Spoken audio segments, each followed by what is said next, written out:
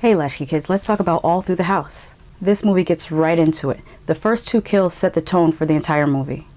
They used practical effects and they showed everything. No cutaways, that's what I'm talking about. I don't know whether I should give a trigger warning or not, but better to have it and not need it than to need it and not have it.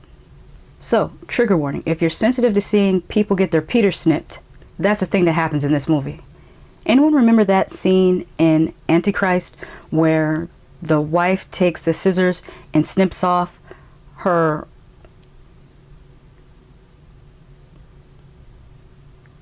pea in a pod? When you're trying to use alternate forms of words because you're not sure which words you're allowed to say on YouTube still and which words you're not allowed to say on YouTube because they didn't publish a list that says, hey, here's a list of things that you can't say. They want to keep us guessing. So I'm just going to keep using whatever euphemisms I can use for those words. So that's why I said pea in a pod. But remember that scene when she took the scissors and cut her pea in a pod off? That was the first time that I understood what possessors of peni feel like when they see that type of mutilation in a movie. I finally can relate. And now I realize how visceral a reaction that can elicit. Back to the practical effects, which is something that, if you know me, you know I very much enjoy. My only nitpick is with the blood. I guess I'm a stickler for what type of blood I like. I guess I can call myself like a blood Goldilocks. Not too thick, not too thin, not too dark, not too light. Just the right type of consistency for blood. And the blood in this movie was too thin and many times too dark. It almost looked more like chocolate sauce mixed with water. Not my favorite thing. When the theme song started in this movie and it was filled with all kinds of nasty double entendres, I knew that this would be the type of film I think I could find myself enjoying. We get introduced to a foul-mouthed grandmother character who I really liked. We also get a side story about a neighbor lady who insanely talks to mannequins dressed as Santa Claus and Mrs. Claus. There is a plot twist that you may or may not pick up on that leads to a reveal at the end of the movie. But the real star of this movie is the practical effects. They look pretty great.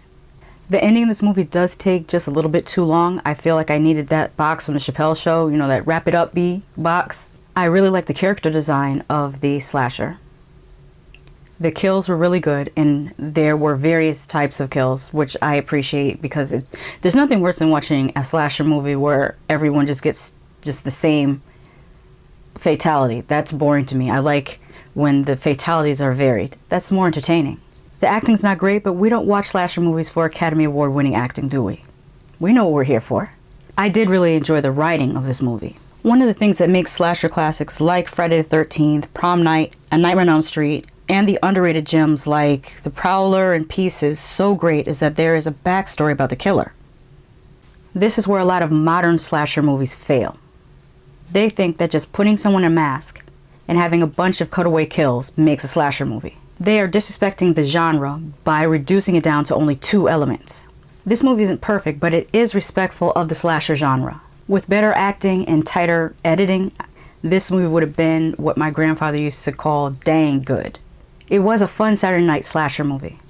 How can you not have fun with a movie where the killer shows up with a literal bag of dicks? I don't know if this was intentional, but one of the first kills reminded me of one from The Prowler, and there was one that reminded me of Friday the 13th 3, the one with the lady with the curlers in her hair. Also, the lady with the mannequins reminded me of Old Dude from Maniac. I think I also spied a knitting needle, shout out to Halloween, and a plastic bag. Black Christmas, I see you. The biggest homage I think that I spotted is that the killer often uses garden shears that reminded me of the ones that Cropsey used in The Burning. That's another severely underrated slasher movie. Even the name All Through the House is one word shy of the title segment in the original Tales from the Crypt from 1972, the anthology movie. There was also an episode of Tales from the Crypt TV series of the same name that retells the same story from the 1972 movie. I enjoyed seeing all of the homages and Easter eggs, and I loved the fact that they were not telegraphed. They were just there, and if you caught them, you caught them. If you didn't, you didn't. It wasn't like, hey, see what we did there? You see? Did you see what we did there?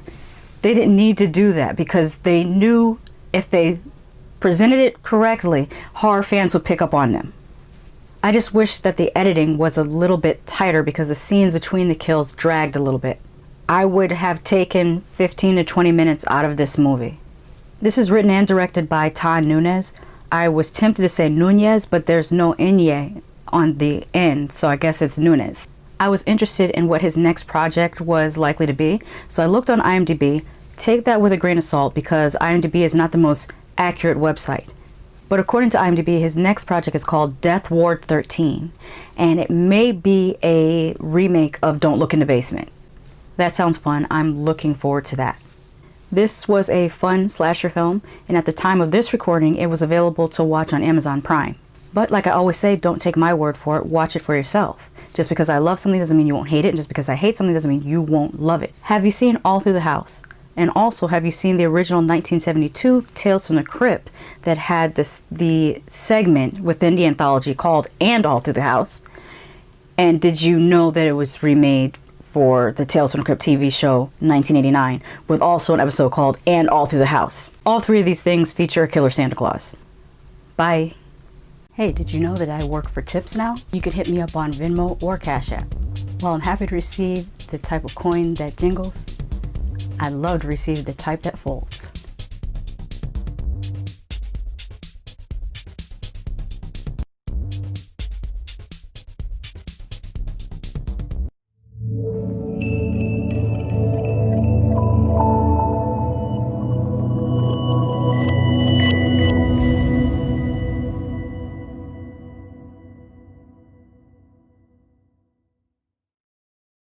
Somebody show these people where the subscribe button is. They don't know what they're doing.